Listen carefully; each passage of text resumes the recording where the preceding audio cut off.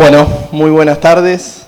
Tenemos el gusto de contar con un gran amigo de la casa, que siempre molestamos.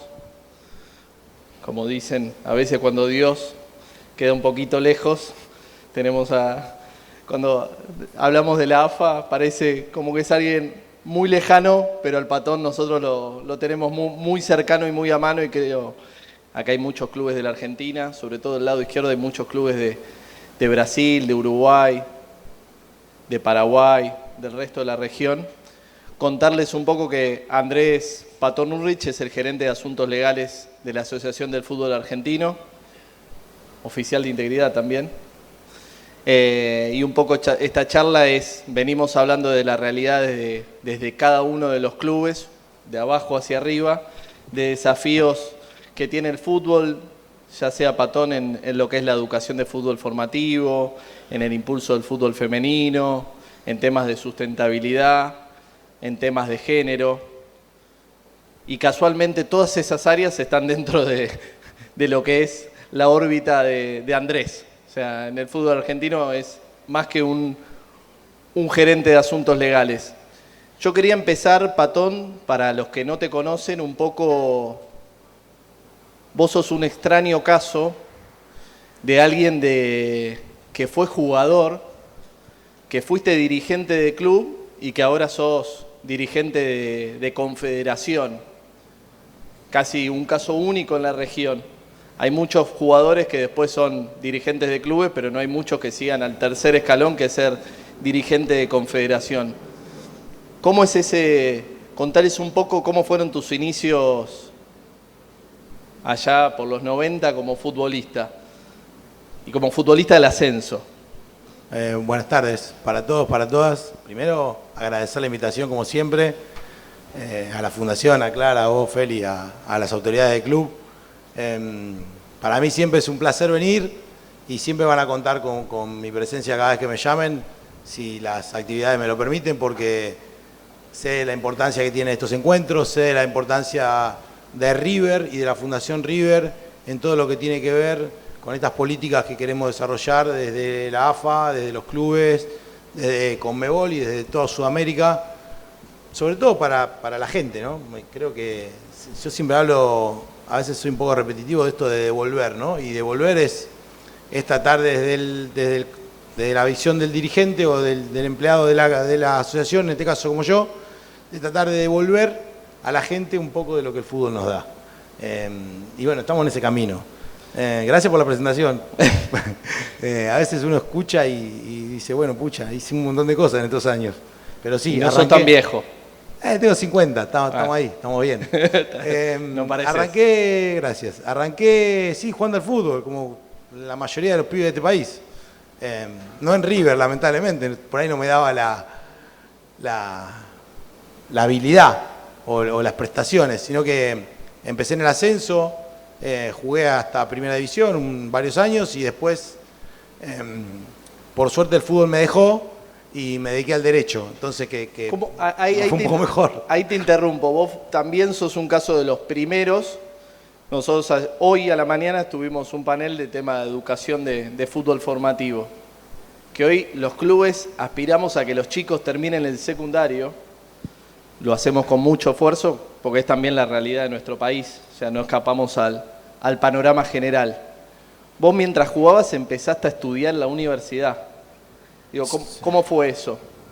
Sí, creo que lo que dijiste es trascendente, ¿no? Me parece que la educación, sobre todo en nuestros jugadores y jugadoras, sobre todo en los adolescentes, es clave para su desarrollo posterior, sea dentro de una cancha de fútbol o sea fuera, porque sabemos que las estadísticas no mienten, que es muy poco el porcentual de jugadores y jugadoras que llegan a Primera División y aún menor aquellos que pueden vivir y sobre todo vivir holgadamente del fútbol. Entonces me parece que la educación, me parece que terminar un secundario, arrancar una carrera terciaria, una carrera universitaria, es clave, sobre todo para el desarrollo de la persona. Acá hablamos de personas, son deportistas pero son personas y en un futuro, aún para el consagrado, porque después el consagrado llega a los 30 y pico, termina su carrera futbolística y a veces los escuchás de su propia boca, no sé qué hacer con mi vida. Bueno, por ahí, con un poco de tiempo, no por ahí en los tiempos de un estudiante normal, pero sí incentivar a que desarrollen una carrera, que desarrollen un oficio, una profesión, me parece que es loable. Yo estudié... Primero decir en qué posición jugabas, porque también la personalidad. Al arco, yo jugaba al arco. La personalidad del arquero en el fútbol es especial. Es especial. Yo estudié mientras jugaba, sí, exactamente. ¿Empezaste estudiando? Terminé el secundario, yo ya jugaba en primera. ¿En qué club? En Colegiales, en B Metro. Y bueno, el primer año... Te hago un mini interrupción, sí, porque hay muchos extranjeros. Explícale un poco lo que es, si bajara acá a la tierra un marciano, explícale lo que es la estructura del fútbol argentino en términos de organización. Liga Profesional de Fútbol, primera división, máxima categoría. Después hay una segunda categoría que es la B Nacional. Después hay una tercera, hay dos terceras categorías que es B Metropolitana para los equipos de Buenos Aires y en cercanía de la provincia de capital y de Gran Buenos Aires y algunos del interior. Y el Federal A, que es el torneo del interior propiamente dicho, ¿sí? Donde ambos campeones confluyen en el Nacional B, ascienden al Nacional B.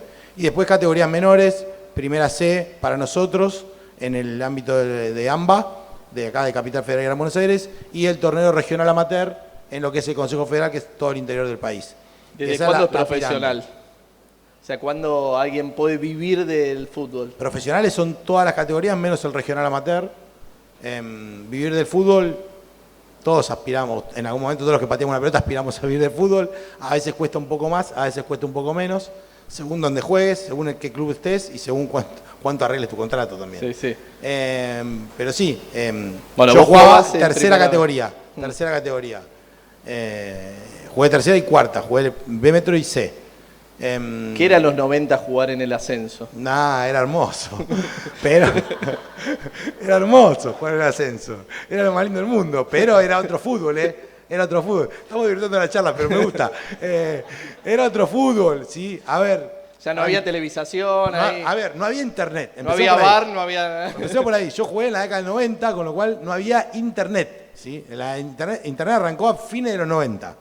No había televisión, si se televisaba un partido de Nacional B y un partido de la B Metro cada tanto, así esporádicamente. Tenías que esperar que, jugabas generalmente los sábados, tenías que esperar que el domingo venga el diario, sobre todo Crónica, y aparezca el recorte chiquitito así, seguramente mi apellido siempre mal escrito, pero estaba buenísimo. La verdad este año nosotros corregimos, ¿no? Bien. La verdad que yo siempre digo que para mí el fútbol, y sobre todo el fútbol de ascenso, fue una escuela de vida. Yo aprendí muchísimo más que en el colegio, ¿sí? Por ahí son complementarios, ¿sí? Uno te da la educación desde los libros y el otro te da la educación desde la vida misma o desde la calle, y sobre todo compartir vivencias con gente que vive otras realidades o que vive... Yo, por suerte, siempre mi familia me pudo apoyar y pudo... generar el sustento necesario para que yo estudie o para que yo vaya al secundario y demás. Pero cuando uno juega al fútbol, te pasa acá en River también, o pasa en el ascenso, sobre todo en inferiores, uno convive con gente, con niños y niñas de diversos estratos sociales, de mucha cultura, y eso te va nutriendo de cosas, te va haciendo aprender, te va haciendo valorar, porque uno valora lo que tiene, y sobre todo te va dando esa cultura del sacrificio y del compromiso que a veces no pasa en otros ámbitos de la vida.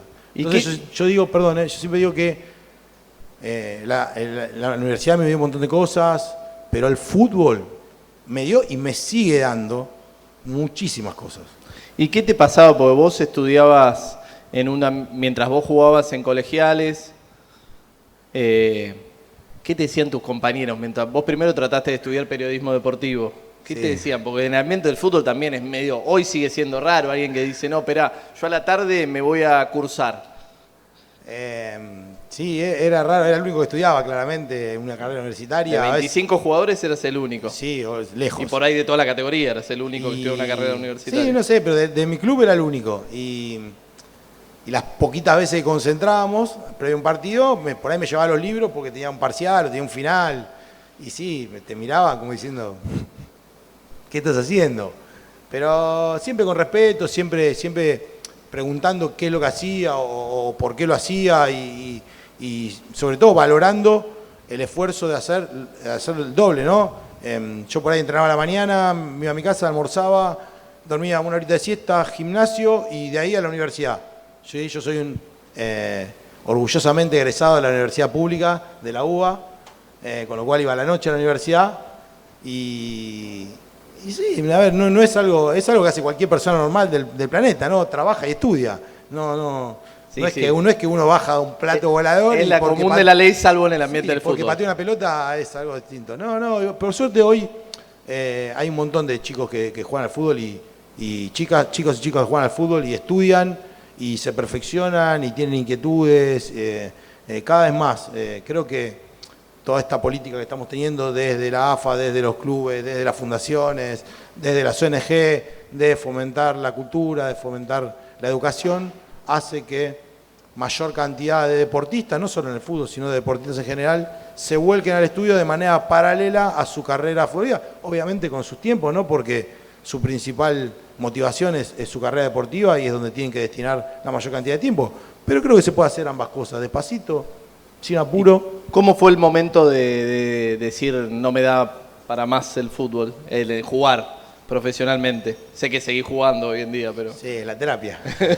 Pero digo, ¿cómo fue ese momento del retiro? A ver, me faltaba poquito para recibirme y ¿Cuántos años tenías? 24 o 25, no, 24. Y ya mi carrera futbolística, que había arrancado muy bien, ya no estaba tan bien. Por ahí no había logrado los objetivos que yo me había propuesto. O sea, vos querías llegar a primera, como cualquier chico. Sí, obvio. Yo quería jugar en River, en Boca. Yo quería jugar en Platense, que estaba en primera en ese momento. Está la gente de Platense. Sí, está Carlitos Ibero. Y Mary Carl también. Pero allá. Pero somos muchos, ojo. Somos demasiado, tan solo el último campeón. Perdón, el último campeón. Sí. Sí, no se enojen los de River, No, los de Huracán se enojan. Los de Huracán tampoco. Bueno, perdón. Alguna vez nos tiene que tocar. Sí, qué sé yo, sentí que ya no me daba más para jugar y me faltaban 6 meses para recibirme, me surgió la posibilidad de trabajar en la profesión. Hay que tu viejo te dijeron, buf, por fin. No, mi papá, mira que mi viejo es abogado y todo, pero siempre me dio libertad para hacer lo que quiera. Yo estoy muy agradecido de mis viejos porque me dieron la libertad para hacer lo que quisiera. Y tomé la decisión yo, me decidí dedicarme al derecho, a ahondar aún más, o empezar a aventurar qué iba a hacer de mi vida con el derecho, porque la verdad que no tenía ni idea qué iba a hacer de mi vida con el derecho. Y ahí vayamos a la segunda etapa. ¿Cómo fue ese switch de, bueno, me dedico al derecho y empiezo a participar en la vida dirigencial de mi club, en tu caso de Platense? Es una historia linda. Tenemos 15 minutos. Es cortita. Yo arranco, me hice la especialización en concursos y quiebras y me voy a trabajar en un estudio de bancos, apoderado de bancos, nada que ver con el fútbol, nada que ver con nada. Y como ya había dejado de jugar, bueno, todavía el derecho del deporte, el derecho del fútbol no estaba tan desarrollado. Y empecé a leer, empecé a hacer cosas. Y en yo me recibo en el 2003, Platense estaba muy mal, institucionalmente, muy mal, con un concurso preventivo y a punto de quebrar. Y un día en la tribuna, después de un partido, Platense jugaba B Metro, si mal no recuerdo, o B Nacional a los Tumbos. Me viene a ver un muchacho pelo largo, arito, ¿sí? Hoy es uno de mis mejores amigos, que es Pablo Bianchini, que fue presidente del club, vice, que va a ser ahora vice, y me dice, loco, ¿vos sos abogado? Sí, le digo, ¿por? No, tenemos que salvar al club, el club está por quebrar. Mucho de esto que pasa en la gran mayoría de nuestras instituciones, donde ante la desgracia nos unimos, los hinchas, los dirigentes, los socios, y sacamos fuerza donde no tenemos y salvamos los clubes, ¿sí? Nos pasa mucho en nuestras asociaciones civiles. Por ahí ustedes son muy grandes y a veces no llegan a ese punto, pero nosotros también hemos estado mal. Sí, y se han unido y han salido. Y bueno, tenemos que hacer un grupo de abogados para salvar a Platense de la quiebra, y así arrancó, nos juntamos, salvamos a Platense de la quiebra homologando el concurso preventivo, se hicieron las elecciones, me ofrecieron ser dirigente, dije que no, y me ofrecieron ser el abogado del club. Y ahí arranqué.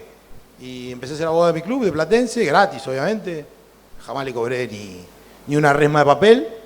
Y después, como yo había jugado, conocí a gente del fútbol y sobre todo de ascenso, y bueno, me llamó un presidente, me llamó otro presidente, apareció Chiqui en mi vida, de vuelta. ¿Cuándo lo conoces vos a Claudio? Y yo lo conozco desde hace, estamos en 2025, sí, y como 18 años más o menos. Sí. O sea, en ese momento Barracas se estaba... B Metropolitana, sí. ¿Y ahí viste algo en él? O sea, se veía que... Sí, era recontra líder, sí, era un líder nato.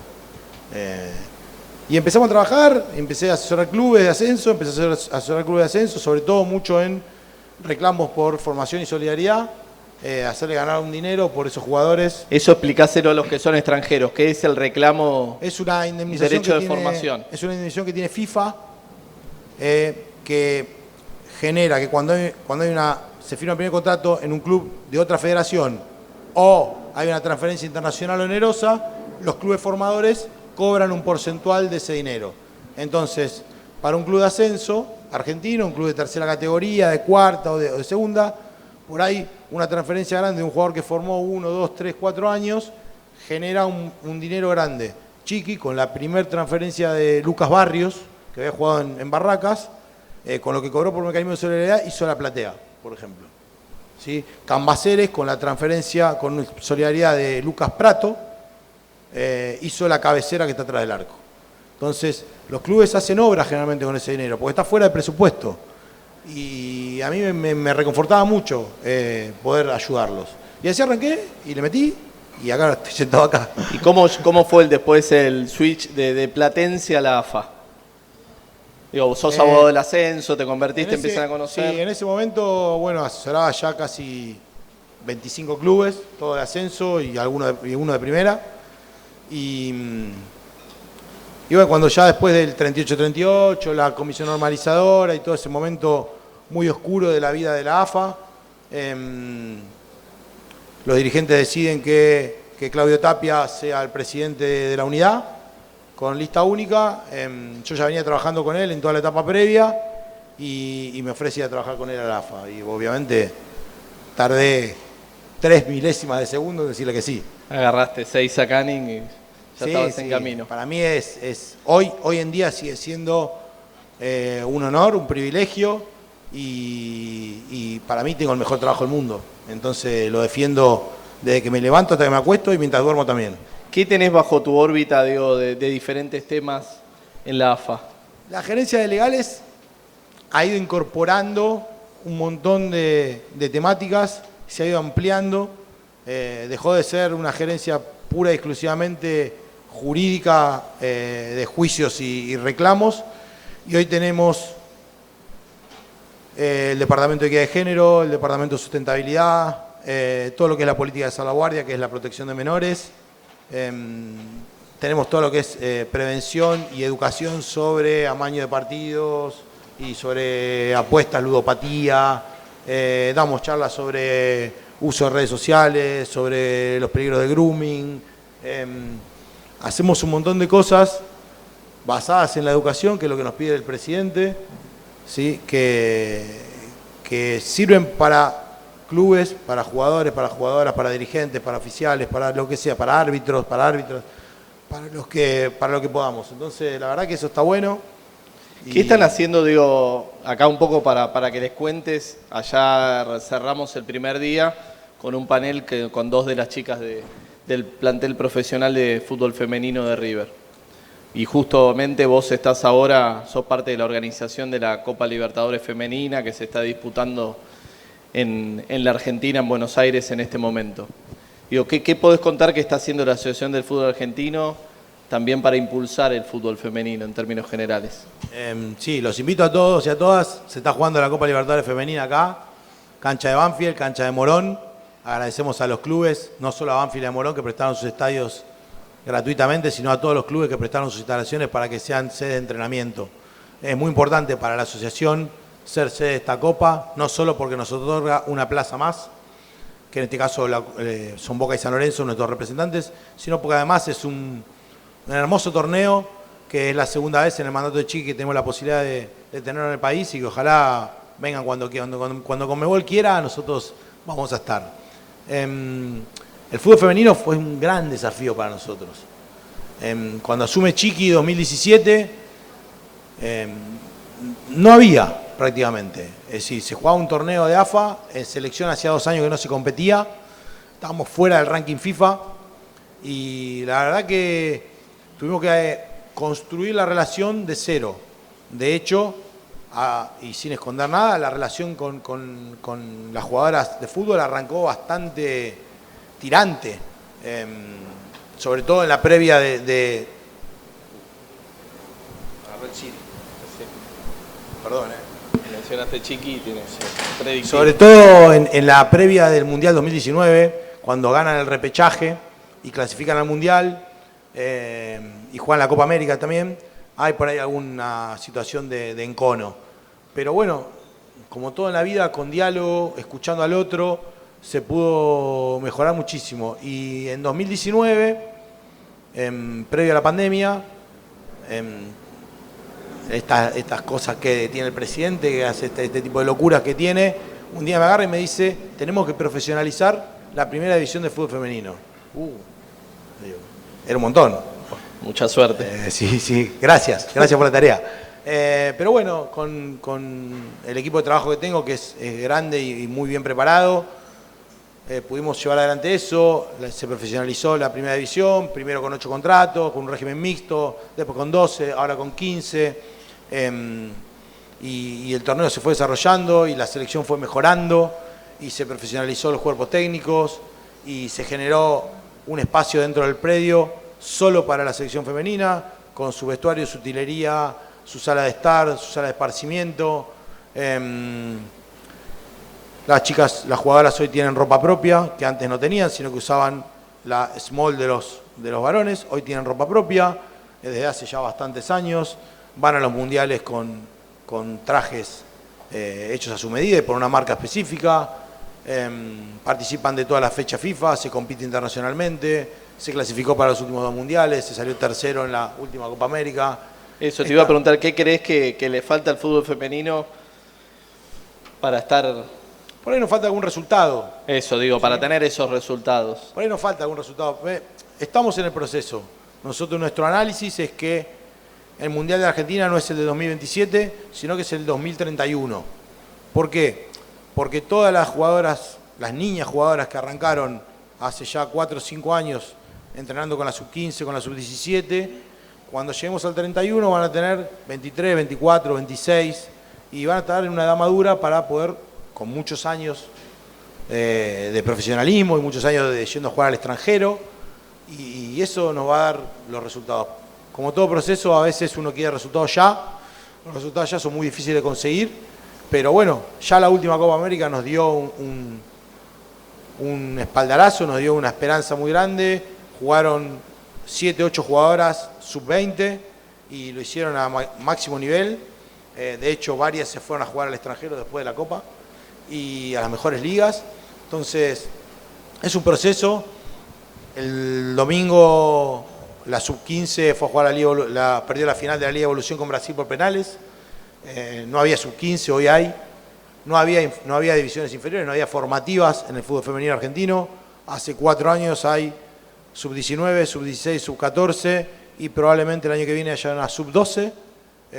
Con lo cual, todo es un proceso, todo lleva tiempo, todo genera sacrificio y esfuerzo, no solo de AFA, sino también de los clubes, y los resultados van a estar. Te cambio de eje, de 2 últimas preguntas. La primera, se está discutiendo en el Congreso de la Nación el tema, que creo que es un tema común en toda la región, que es la regulación de la publicidad del juego. La mayoría de los clubes en la región tenemos sponsors de betting. Es un proyecto de ley que ya tiene media sanción y se está discutiendo en el Senado de la Nación. Me gustaría que expongas un poco cuál es la posición de la Asociación del Fútbol Argentino en el tema publicidad de casas de apuestas. Nosotros fuimos viernes de la semana pasada, creo, miércoles, al Congreso, es una comisión tripartita, salud, legislación penal y la otra no recuerdo ahora. ¿Legislación general? Legislación general, muy bien, gracias por soplarme. A exponer por qué entendemos que ese proyecto de ley que tiene media sanción, que prohíbe la participación de empresas de betting en publicidad en los deportes en general, pero sobre todo en el fútbol, está mal y produce un desfinanciamiento a nuestras instituciones. Todos sabemos que la ludopatía hoy es un flagelo bastante importante en la República Argentina y es un flagelo que hay que combatir. Pero nosotros entendemos, por lo menos desde el deporte, desde AFA, que los métodos para combatirlo o la forma de combatirlo no es prohibir una ley de sponsoreo. Es educar, es trabajar con los grupos más vulnerables, es explicarles sobre todo a los niños, niñas y adolescentes, por qué tienen prohibido apostar hasta que son mayores de edad y cuáles son las consecuencias que eso puede tener. Desfinanciar o prohibir parte del juego legal es directamente invitar al juego ilegal, que es el gran problema ahí donde apuestan los menores, porque las casas de apuestas legales tienen un sistema que detecta cuando un menor va a apostar y lo prohíbe. Pero el juego ilegal no. En el juego ilegal apuesta cualquiera, apuesta el que pone plata, y entendemos que hay un montón de situaciones que no son favorables para esto. Pusimos nuestras razones. Creo que prohibir es el camino más fácil, siempre. El camino más difícil es el de regular, el de estudiar, regular y controlar. Me parece que tendría que ir por ahí, que se podría establecer un programa de publicidad responsable. Ahí ustedes dieron dos casos sí, paradigmáticos, si querés. Italia y Ecuador. Italia y Ecuador. ¿En qué terminó la prohibición?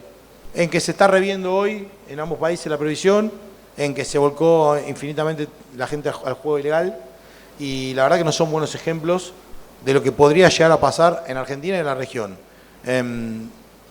Sabemos que en la región muchos clubes tienen, no solo en Argentina, sino también en otros países, sponsoreo de empresas de betting, y la verdad que nosotros estamos en esa posición de buscar una publicidad responsable, buscar controlar, buscar enseñar, educar, que es lo que hacemos nosotros ante cada torneo, cuando me siento yo con todos los planteles, masculino, femenino, playa, futsal, 11, juveniles, mayores, para explicarles cuándo hay una situación de tamaño de partido, qué tienen que hacer, que es tan importante denunciar como detectarlo y declinarlo, que son todo lo que pide FIFA. Entonces, la verdad que ojalá los legisladores nos hayan escuchado y sobre todo piensen y evalúen cuál es la mejor solución. Para terminar, te pido brevedad. Está todo en cero eso. Bueno, yo como soy local puedo adicionar.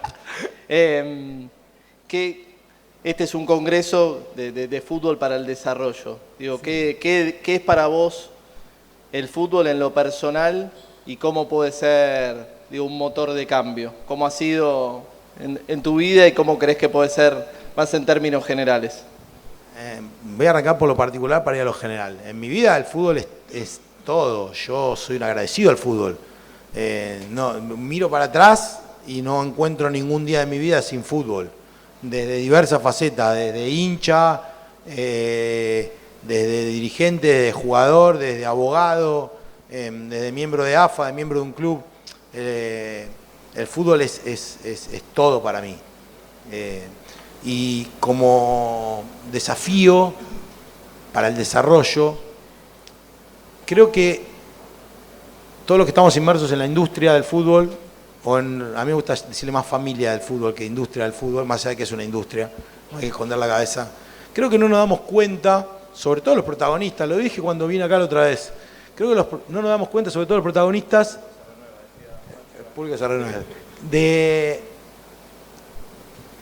de lo movilizante que es el fútbol y lo rápido que llega el mensaje cuando un protagonista lo dispara. Nosotros hacemos muchísimas campañas en AFA, antidiscriminación, antisenofobia, antirracismo, antihomofobia. ¿Sí? Lo hacemos en los estadios donde juega la selección, lo hacemos en nuestras redes sociales y llegamos a cierto público. Cuando esa misma campaña lo ponemos a Scaloni, lo ponemos a algún jugador de la selección mayor o a algún jugador de un club de primera división reconocido, el abanico de personas a las que llega es infinitamente superior. Le pasa seguramente a Clara y a ustedes en la fundación que cuando hacen una acción y esa acción va acompañada de la presencia de algún jugador o de un técnico, de Gallardo, de quien sea, seguramente la repercusión es muchísimo mayor. Entonces, tenemos que aprovechar eso. Tenemos que potenciar al fútbol como vehículo para acciones buenas. ¿Sí? A veces nos quieren hacer creer que el fútbol es malo, a veces nos quieren hacer creer que el fútbol tiene un montón de cosas ajenas a nuestra vida y a nuestra realidad. Y yo sigo insistiendo y cada día me levanto con la convicción de que el fútbol es un gran reconocedor de derechos. ¿Sí? Desde el fútbol y por el fútbol, y sobre todo aquellos que tenemos la posibilidad de generar cosas, podemos reconocer derechos al prójimo, podemos mejorar la vida de las personas y sobre todo podemos darle alegría a aquel que por ahí está pasando un mal momento. Y esos hay infinidad de ejemplos, no los tengo que dar acá, la gran mayoría lo sabe, la gran mayoría lo pregona, la gran mayoría en día a día lo trabaja porque este encuentro generalmente es de la línea de cal para afuera, no de la línea de cal para adentro. Entonces, la verdad que ojalá todos entendamos que nuestro fútbol, nuestro querido deporte, ese que es lúdico para alguno, profesional para otro, una industria para otro, sigue siendo, con su pelota, por ahí, lo más democrático que tiene el planeta. Bueno, gracias, Patón. Muchas gracias por la invitación.